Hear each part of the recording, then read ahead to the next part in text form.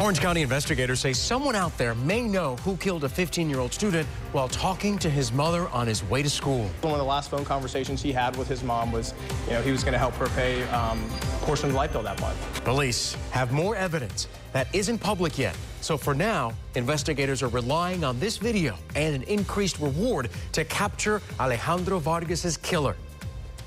Detectives didn't really talk about a motive for the murder, but they did say Vargas was a good kid who worked at a local supermarket to help his mom with the bills. I'm George Estevez. I'm Martha Sigalski. 2 weeks after his murder, deputies hope a possible witness comes forward with more information.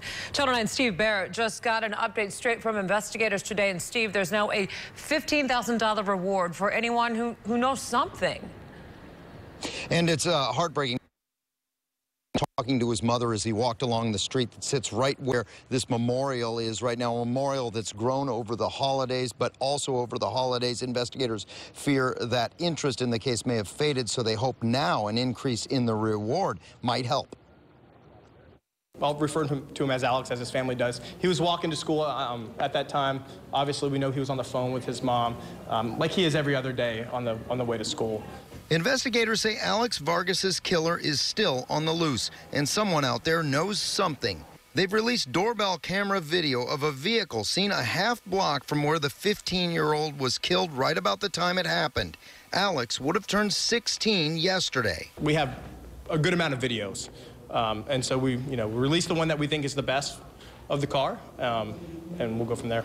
Detective Brian Savelli would not talk about motive today or what kind of weapon was used. He does say evidence shows there are multiple possible witnesses who have not come forward yet to tell what they know about the Boone High School student's murder. We can't find a bad person to say a bad word about Alex. He was just a good, hardworking kid. He was holding a part-time job while maintaining good grades in school. He was helping his mom pay the bills. Just a good kid all the way around. And you're looking at some floating birthday balloons right here at the memorial along this street. And I asked, and they said this street absolutely would have just been a normal place for him to be walking to school. He wasn't doing anything out of the ordinary that day. Now, I did ask investigators about those other videos that they say around this neighborhood. They say they do show some things, but they won't tell us what they show. They also say they're not going to at this point. Reporting live in Orlando, Steve Barrett, Channel 9 Eyewitness News.